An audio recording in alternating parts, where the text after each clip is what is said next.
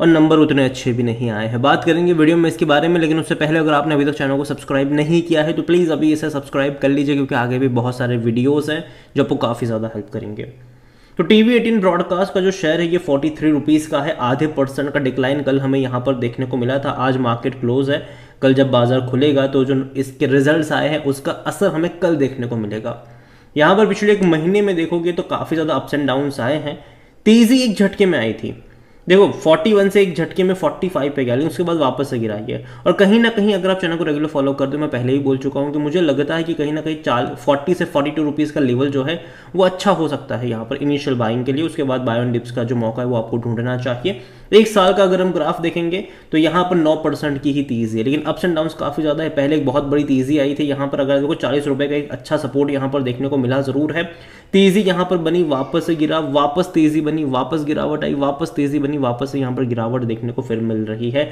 लेकिन देखा जाए तो ये लगातार नीचे की तरफ है, लगातार नीचे की तरफ देखने को मिल रहा है। पिछले 5 साल का अगर हम ग्राफ देखेंगे तो 100% का ग्रोथ है। कोविड के टाइम पे काफ़ी सस्ता था, ये 13 रुपये के आसपास था। बेहतरीन तेज़ी आई थी, 75 पे गया था ये। उसके बाद बड़े करेक्शन से गुजरा, बाद में फिर तेज़ी आई, फिर बड़े करेक्शन से अभी ये गुजर रहा है, लेकिन दोबारा तेज़ी देखने को मिलेगी। अभी हालात बुरे ज़रूर है, अभी भी ये कहना मुश्किल है कि बॉटम बन चुका है, शायद थोड़ा सा और टाइम लगेगा, लेकिन बाद में दोबारा तेज़ी आप एक्सपेक्ट करोगे यहाँ पर। और जहां तक बात करी जाए वॉल्यूम्स को लेकर, 76 लाख से भी ज़्यादा के शेयर्स यहाँ पर ट्रेड होते नजर आए थे। और इतना ही नहीं, कंपनी को लेकर अगर हम देखेंगे तो इसका जो हाई था वो एक टाइम पे 200 रुपये का भी था, और कोविड के टाइम पे 11 रुपये पर भी गया था, मतलब अब 12 रुपये के करीब। मार्केट कैप इसका तकरीबन 7,500 करोड़ के आसपास देखने को मिल रहा है। कंपनी को लेकर अगर हम देखें तो according to Moneycontrol user surprise 100% लोग कह रहे बेचो और भाग जाओ यहाँ से। और देखो ये उनके लिए है जो इंट्राडे करते हैं या फिर शॉर्ट टर्म में या फिर स्विंग ट्रेड करते हैं। जो लॉन्ग टर्म के इन्वेस्टर है, मैं उतना ही कहूँगा कि कंपनी बुरी नहीं है। आने वाले टाइम में मीडिया में अब मुझे लगता है कि जिस तरीके से तेज़ी आएगी, जो बड़े बड़े प्लेयर्स है वो टिके रहेंगे, जो छोटे प्लेयर्स है वो थोड़े से सर्वाइव नहीं कर पाएंगे, क्योंकि बहुत ज़्यादा खर्चा लगने वाला है उनका। और जहाँ तक बात करें इस कंपनी में भी, तो यहाँ पर आप देख सकते हैं कि बेहतरीन इनके रेवेन्यू बढ़े हैं 2024 में, अच्छी तेज़ी आई है। और कहीं ना कहीं अगर आप देखोगे तो जियो सिनेमा का भी कंट्रीब्यूशन यहाँ पर देखने को मिलेगा नेटवर्क 18 और TV18 में। और जहाँ तक प्रॉफिट की देखें तो देखो वो नहीं है, जहाँ रेवेन्यू बहुत ज़्यादा बढ़ गए वहाँ प्रॉफिट से कंपनी लॉस में भी आ गई। और सेम चीज़ अगर आप यहाँ पर इसके वैल्यूएशन को देखोगे तो उसका पी रेशो नेगेटिव में है, क्योंकि कंपनी प्रॉफिट नहीं कर रही है, कोई भी एनालिस्ट खरीदारी की बात नहीं कर रहे। फाइनेंशियल्स देखो, जो नंबर्स आए इनके लास्ट क्वार्टर के वो खराब हैं।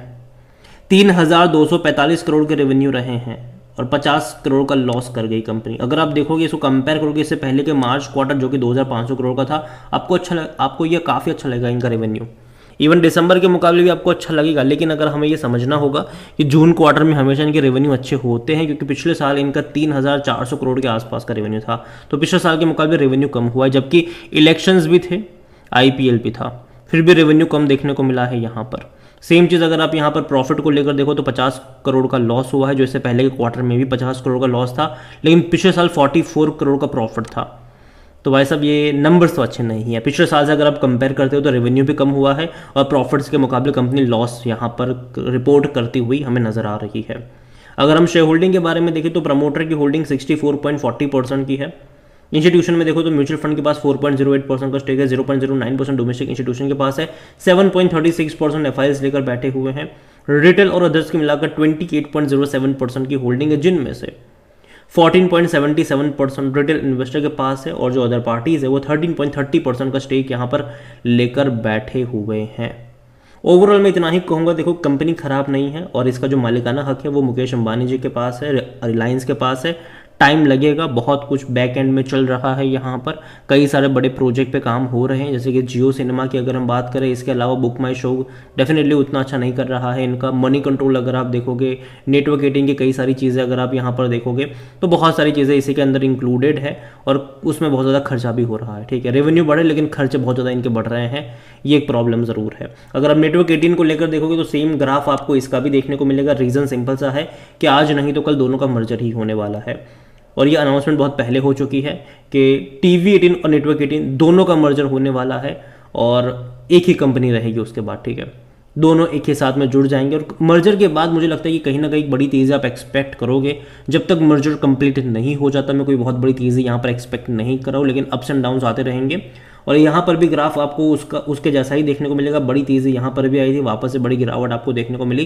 तो अगेन मर्जर के ऊपर बहुत कुछ चीज़ें डिपेंड यहाँ पर करने वाली है, और इसका भी अगर आप वैल्यूएशन निकालोगे तो ये भी आपको नेगेटिव में देखने को मिलेगा, क्योंकि ये भी लॉस मेकिंग कंपनी है। एक टाइम पे प्रॉफिट में थे, लेकिन पिछले कुछ क्वार्टर से यहाँ पर नुकसान हो रहा है, लॉस हो रहा है। हालांकि रेवेन्यू बढ़े, मतलब रेवेन्यू बढ़े ज़रूर है, लेकिन लॉस हो रहा है। कोई भी एनालिस्ट खरीदारी की बात नहीं कर रहा है। अगर आप इनके भी फाइनेंशियल्स की तरफ नजर करोगे तो जून क्वार्टर में यहाँ पर 3,300 करोड़ का रेवेन्यू था, जो कि इससे पहले के 3 क्वार्टर के मुकाबले आपको अच्छा लगेगा। इवन 100 करोड़ का लॉस कर गई कंपनी। लेकिन अगर आप पिछले साल से कंपेयर करोगे तो पिछले साल इनका जो रेवेन्यू था वो 3,460 करोड़ का था, तो पिछले साल के मुकाबले रेवेन्यू कम हुआ है। हालांकि लॉस बढ़ चुका है, पिछले साल तकरीबन 38 करोड़ का लॉस था, जो इस बार बढ़ के 102 करोड़ का हो चुका है। तो लॉस यहाँ पर बढ़ चुका है, जो कि नेगेटिव चीज़ है।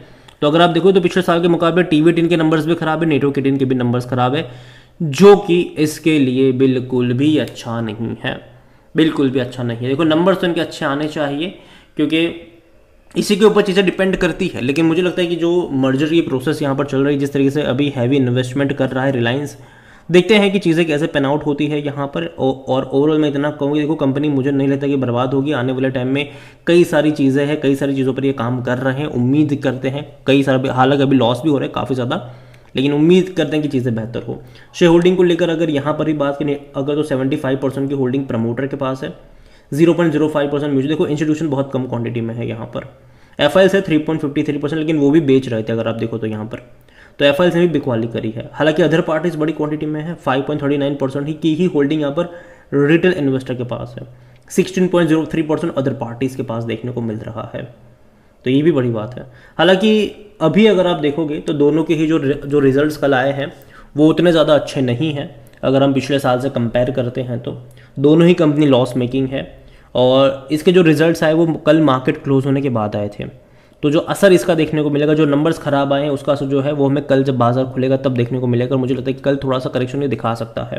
हालांकि मैं अभी भी कहूँगा कि TV18 अगर मैं देखूँ तो 40 रुपये का एक इनिशियल सपोर्ट यहाँ पर ज़रूर देखने को मिल रहा है। अगर वहाँ पर ही जाता है तो ऑटोमेटिकली खरीदारी के जो मौके वो बनते हुए वहाँ पर नज़र आ सकते हैं, ऐसा मेरा मानना है। कोई इन्वेस्टमेंट एडवाइस नहीं, ठीक है। और नेटवर्क के भी मैं मान के चल रहा हूँ कि चीज़ें बेहतर यहाँ पर भी होगी, लेकिन अभी थोड़ा सा करेक्शन यहाँ पर आ सकता है, 10-12% का करेक्शन यहाँ पर आ सकता है। उसके बाद यहाँ वहाँ पर भी मुझे लगता है कि थोड़े बहुत ऐड करने के खरीदारी के जो मौके वो ढूंढने चाहिए। लेकिन हाँ, जो नज़रिया है वो लॉन्ग टर्म का होना चाहिए। शॉर्ट टर्म में जब तक मर्जर कंप्लीट नहीं हो जाता तब तक मैं कोई बहुत बड़ी तेज़ी एक्सपेक्ट नहीं कर रहा हूँ। अगर कोई न्यूज़ आ जाए तो बात कुछ और है, लेकिन मर्जर के बाद इसका जो वैल्यूएशन है वो ठीक से निकाला जाएगा, क्योंकि बहुत सारी चीज़ें एक ही चीज़ के अंदर में है। अगर आप देखो तो ठीक है, एंटरटेनमेंट न्यूज़ भी देख लो आप, यहाँ पर एंटरटेनमेंट के चैनल्स वगैरह देख लो। इसके अलावा इनका खुद का जो अगर फिल्म प्रोडक्शन का भी वगैरह आप देख लो, यहाँ पर वाईकॉम 18 जो है। इसके अलावा बुक माई शो भी इसी के अंडर में आता है। इसके अलावा जियो सिनेमा यहाँ पर आता है। बहुत सारी चीज़ें हैं, बहुत सारी चीज़ें हैं। तो देखते हैं कि चीज़ें कैसे पेन आउट होती है। ओवरऑल मैं इतना ही कहूँगा कि गिरावट डेफिनेटली थोड़ी बहुत एक्सपेक्टेड रहेगी यहाँ पर, लेकिन अगर 10-12% का डिक्लाइन आता है तो मुझे लगता है कि बाइंग इंटरेस्ट आ सकता है। अगर ये मेरा पर्सनल ओपिनियन है, कोई भी इन्वेस्टमेंट एडवाइस नहीं। वीडियो को यहीं पे एंड करता हूँ। पसंद हो तो लाइक करें, शेयर करें। चैनल पर अगर पहली बार हैं तो प्लीज़ सब्सक्राइब करें। और TV18